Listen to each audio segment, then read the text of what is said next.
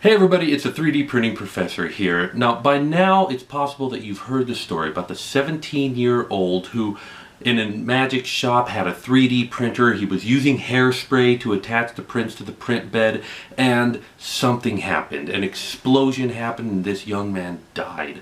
Now, the skeptic in me wants to tear this story apart because it's definitely full of sensationalism, hyperbole, and things that just don't quite add up. And if you would like to see somebody tear this story apart, here's a couple of angry 3D printing nerds just laying into this story the way that I would like to lay into it.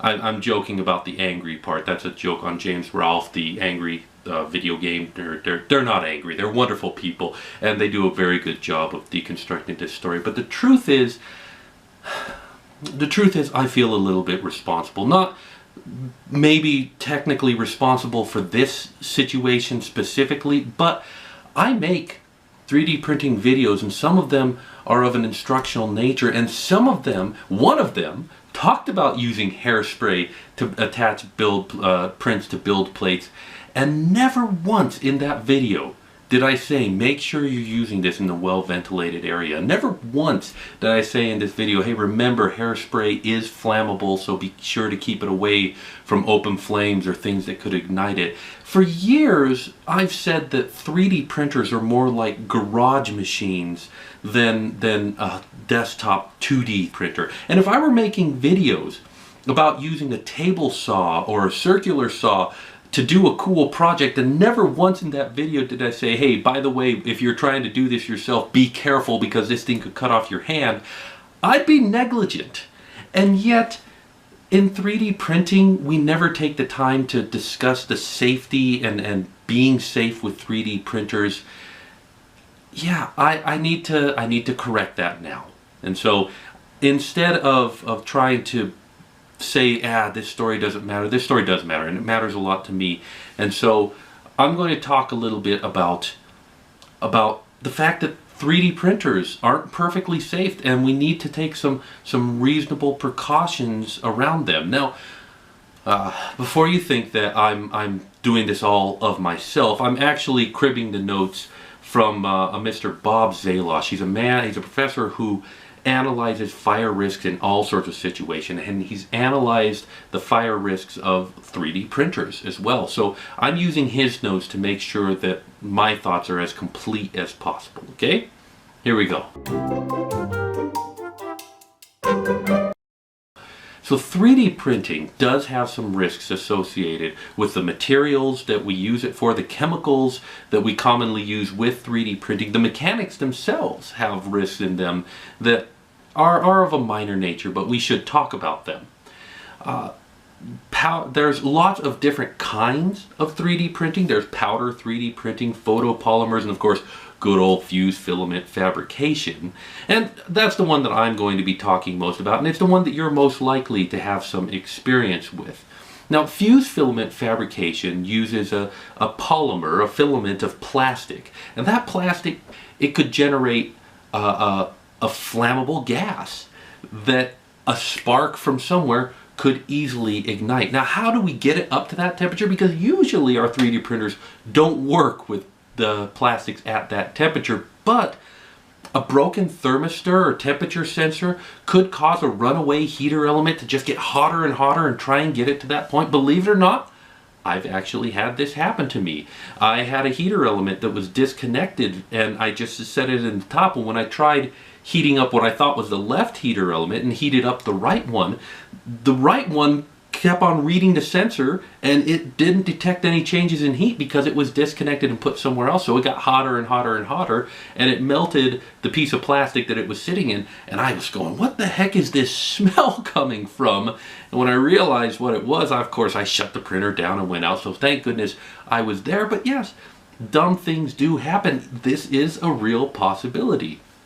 Also, these machines have electrical wiring in them, and electrical wiring could cause a spark. Now, is that likely to happen? I don't know, because most of these 3D printers, to get them as cheap as they are, they have substandard components, so that's a real risk. And the truth is, there have been now three cases where a fire started, and we don't know exactly What was the spark that caused the fire? Could it have been the electronics? We can't rule that out, honestly. Another possibility is that the hot end, as it gets hot, could come in contact with some foreign material. Not the plastic, but something else that burns or melts at a lower temperature. That could catch on fire and could start a fire. In fact, one of those cases where we're not entirely sure, we know that a fire happened and a 3D printer was involved, and we're not entirely sure what happened. They think maybe that the insulation that he was using, he was trying a wrong type of insulation, and that it got around the hot end and that started the fire, possibly. Who knows? So it's a possibility that we need to think about. So make sure that your hot end is clear of any foreign materials. We'll talk more about that in a second. Also, the power supply. Most 3D printers have a big power brick on them. That power brick generates heat and electrical sparks. I've had my own power brick. The cable going into it got pinched or something. It was going around a corner. I don't know what happened. One day it wasn't working. And when I tracked down what happened, it was melted in two parts. I don't know if it had a short in it. I don't know if it got a cut in it. I don't know what happened. If a rat bit into it and stopped it, I don't know. All I know is that my cable was melted in two parts, and I looked at that and it was melted. There was heat involved, and I was just thankful that it didn't happen near or around anything flammable that could have caught on fire and caused a real disaster.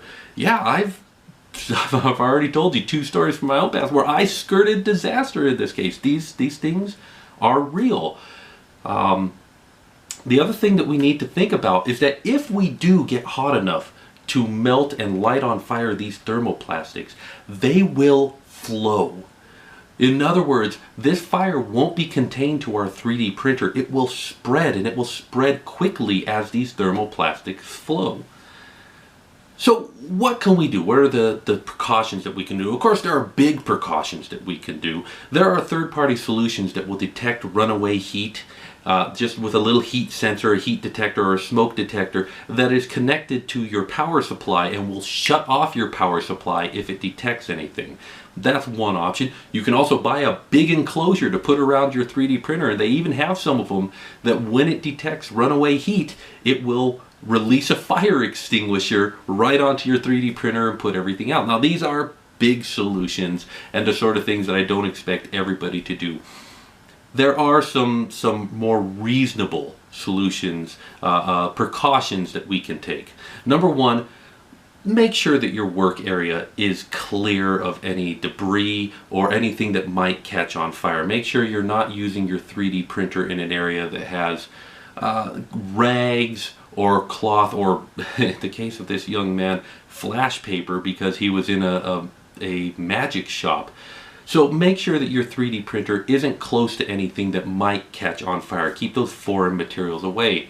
The other thing that you should do is make sure that your 3D printer is being used in a well-ventilated area. Make sure that it's not in a small enclosed room. Make sure that you can open a window or open a door to clear any vapor or fumes out to make sure that you don't get a dangerous buildup of those things.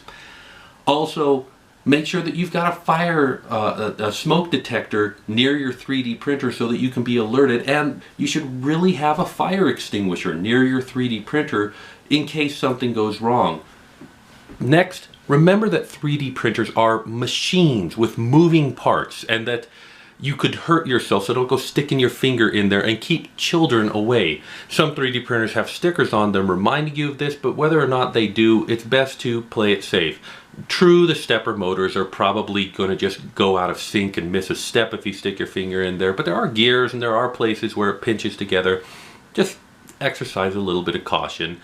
And then, last thing, don't leave your 3D printer to run unattended, because when it's unattended, that's when bad things will happen.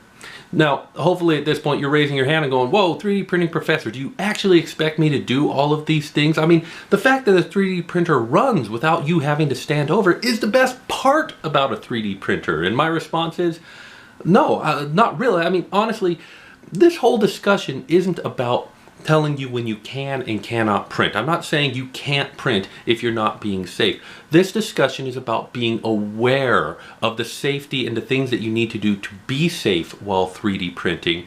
And if you can't do those for any reason, or if you're just not going to do them, at least be aware of it so that you can adjust your behavior to be as safe as you can be and fix it where you can't.